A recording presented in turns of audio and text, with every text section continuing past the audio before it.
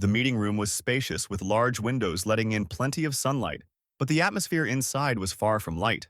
Standing in the center of the room was Jonathan Hales, a tall, confident middle-aged man with a touch of gray at his temples, who was used to having his words carry weight. He wore an expensive gray suit, perfectly tailored to his frame, and leather shoes that creaked softly as he paced, shifting his weight relentlessly from one foot to the other. Around 10 people sat at a long table, all tense, listening intently to his sharp remarks about the team's future. They knew that Haley's never minced words when he was displeased, and today was no exception. The recent supply deliveries, in his opinion, had been subpar, and the team owner was furious. "We need to fix this immediately. This season cannot be a failure, and I will not tolerate incompetence." Haley's raised his voice, drumming his fingers on the table, as if to emphasize the impact of his words. Everyone present nodded, some quickly jotting down his instructions in their notebooks.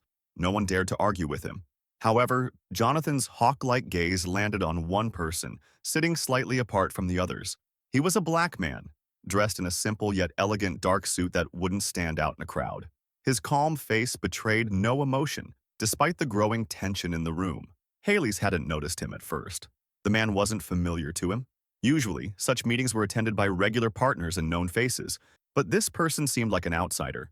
What was he doing here, among those who handled critical aspects of the business? Jonathan couldn't understand why this stranger was present at such an important meeting. Most likely, he was a junior representative from a partner company, just filling an empty seat at the table. This thought irritated Haley's. He wasn't accustomed to having people without the proper status or role at his meetings. He continued his speech, his voice laced with barely concealed contempt. "We all understand that the team's success depends on professionals who know their craft," he began, indirectly addressing the unfamiliar man. "But unfortunately, not everyone can meet our high standards." Hale's words were calculated, but everyone in the room could feel the hostility behind them. They all knew that Jonathan Hales was not the kind of man to hide his disdain for those he deemed out of place. And today, the target was all too obvious. The black man, whom Hales believed could hardly be an important part of the gathering. "We cannot afford to work with people who don't grasp the seriousness of the situation," Hales continued, pausing to glance at the man. "Frankly, when such large sums of money are at stake, we can't entrust the work to amateurs or those who just happen to be here by chance." The man at whom these cutting words were directed showed no reaction. He sat motionless, as if none of this concerned him at all. But the rest of the room felt the tension intensify even further. A few attendees shifted uneasily in their seats, avoiding eye contact with him. Jonathan noticed this and took it as confirmation of his point. No one attempted to interrupt him. Everyone agreed, or at least no one dared to disagree. This only heightened his sense of superiority and control. He was convinced he had the situation well in hand. "That's why I've always believed we should rely only on those who can deliver quality work," Hales said, lifting his chin slightly to appear even more authoritative. "And if someone can't do that, they shouldn't even try." Each of his words dripped with icy arrogance. He didn't realize how deeply he was sinking into his own prejudices, nor how his words affected those gathered. His speech was not just about business, it was laden with insinuations that some people, in his view, were inherently incapable of handling serious work, especially those like the man in the corner. The black man remained silent. He said nothing, made no move to betray his thoughts, but his gaze stayed focused on Haley's, as if observing something familiar yet still surprising. Silence fell over the room and a sense of uneasy quiet settled in the air. After finishing his tirade, Hales resumed pacing around the room, confident that he had the situation under control. He felt this was just another one of those meetings where he could assert his leadership, where no one would dare to contradict him. Little did he know that today, he had made a mistake that would drastically change the course of events. Jonathan Hales strode around the room like a predator stalking its prey. His confidence only grew as no one interrupted or asked difficult questions. He believed he had every right to speak as he pleased, since everyone in this room relied on his team and his decisions. The presence of the black man irritated him more and more. A question kept circling in Hale's mind. Why was this man even here? With an audible sigh, Jonathan looked again at the man who still sat calmly at the edge of the long table. It seemed the man wasn't affected by the insults, which only fueled Hale's anger. He didn't like that someone could endure his biting remarks so stoically. "We can, of course, tolerate mistakes, but we can't afford the luxury of constant failure," Jonathan continued, deliberately intensifying his tone, "especially when those failures are due to the incompetence of people who don't understand what professionalism means. I'm sure we all know which cases I'm talking about. His gaze again landed on the black man, whose face remained completely unreadable. The rest of the attendees fidgeted uncomfortably once more, pretending to focus on their notes or averting their eyes. The tension in the room was palpable. Some of them knew Hales could cross the line, but no one wanted to risk their position by stopping him. For them, this meeting was just another day at work, one where they had to endure the boss's arrogance. Meanwhile, Jonathan had no intention of stopping. He decided to continue his attack, this time directly, completely ignoring all semblance of decorum. I've always said that you can't expect much from people who haven't been trained, who aren't used to working in serious conditions. That's why we need to be careful when selecting suppliers. Not everyone can handle such responsibilities, he said pointedly, almost implying that someone like the man in the room didn't belong there. The black man remained silent. His posture, calm and composed, seemed to irritate Hales even more. The man didn't try to defend himself or react to the barbs, making him an even more elusive target for Hales's taunts. He just sat there, listening attentively, without showing any reaction, defying the expectations Haley's was accustomed to. The others in the room could sense that the situation had gone too far. The air was thick with discomfort, and many of them were beginning to realize they were witnessing something much more serious than the owner's usual outburst of anger. They knew this wasn't just professional criticism. This was a blatant act of prejudice, aimed at someone Haley's hadn't even bothered to get to know. Feeling his authority, Jonathan took another step toward the man, intent on provoking some kind of response. He said, "I've always believed that trust must be earned, especially when large sums of money are involved. And if someone can't demonstrate the necessary level, they shouldn't even try. You can't rely on those who just aren't up to the task, and there's one group you certainly can't rely on." His voice trailed off, leaving the end of the sentence hanging in the air. The meaning was clear to everyone. The words and tone left no doubt that Haley's was making a racially charged insinuation.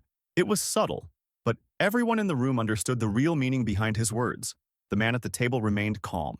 His silence was beginning to draw more and more attention, and despite the blatant insults, he seemed to maintain an extraordinary level of control over his emotions. The rest of the attendees sat in quiet anticipation. They could sense that something was about to happen, something that would change the dynamics of the meeting. Meanwhile, Jonathan was convinced his words had made an indelible impression. He believed he had driven his point home, proven his superiority, and displayed his leadership. But he had no idea just how wrong he was. The room fell into a tense silence, everyone on edge, waiting for what would happen next. And then, finally, the black man, who had maintained his composure throughout, slowly stood up from his seat. His movements were calm and deliberate, instantly drawing the attention of everyone present. The shift in the room was palpable. What came next was something no one could have predicted. "I think it's time to clarify something," he began, looking directly at Jonathan. His voice was calm, but there was firmness in it. "My name is Michael Jenkins. I own the company that has been supplying your team's equipment for the past 5 years." The room froze. Haley's immediately turned pale. He stood motionless, unable to believe what he had just heard. All his sharp comments and insults directed at this man now seemed even more absurd. How could it have happened that he didn't know who stood before him? Michael continued, "My team has always provided your team with the best equipment, and that's one of the reasons why you've succeeded on the field. Perhaps you should have paid more attention to who you were working with before making such assumptions." The silence in the room grew more uncomfortable. Hales, who had seemed unshakable just a minute ago, now looked confused and humiliated. Jonathan Hales stood there, stunned, not knowing how to respond. His confidence had evaporated, and his arrogance had vanished in an instant. He struggled to find the right words to justify himself, but nothing came out. "Mr. Jenkins, I didn't know," he stammered, his voice shaking with embarrassment. Michael Jenkins remained calm. He didn't show anger, nor did he seem offended. His calmness and confidence were almost palpable. He looked at Jonathan with understanding, but also with a certain strictness. "Yes, you didn't know, because you didn't bother to find out," Michael replied softly but firmly. "But the problem is, your words can't be taken back. You insulted me based on assumptions that have nothing to do with my professional abilities or merits. This isn't just a mistake, it's bias." The other meeting participants sat in complete silence, watching as the team owner, who had always been an unyielding leader, was now exposed for his unfairness. Jonathan stood there as if paralyzed, realizing that he had put himself in an awkward and humiliating position. Michael concluded, "I've always believed that actions speak louder than words. And today, you've seen how important it is to know the people who make your work possible. We all deserve respect, regardless of the color of our skin. With these words, Michael calmly sat back down, leaving no doubt about who truly held the power in this situation. The room remained engulfed in a deafening silence. Everyone present realized that they had witnessed a significant moment. Jonathan Hales looked defeated, his usual confidence completely gone. It was a lesson he would have to absorb. Slowly sinking into his chair, Jonathan couldn't hide his dismay. He glanced at Michael Jenkins, realizing that his actions had not only called his reputation into question, but also his moral authority to lead. A deep breath seemed to ripple through the room as Jonathan finally spoke. "Mr. Jenkins, I was wrong," he said, lowering his voice. "I let my prejudices guide my actions. Please accept my apologies. I understand that I not only hurt you, but also discredited myself." Michael, still calm and composed, nodded. He wasn't vengeful, and his measured response only further emphasized his moral superiority. "We all make mistakes," he said. "What matters is recognizing them and learning from them. I hope that in the future, you'll be more mindful of how you treat the people you work with." This meeting left a deep impression on everyone in the room. Jonathan, exposed and humiliated, realized that his prejudice had nearly ruined his relationship with a key partner who was a crucial part of his team's success. But more importantly, he understood that behind every victory, behind every achievement, there are people, and it doesn't matter what color their skin is or what social background they come from.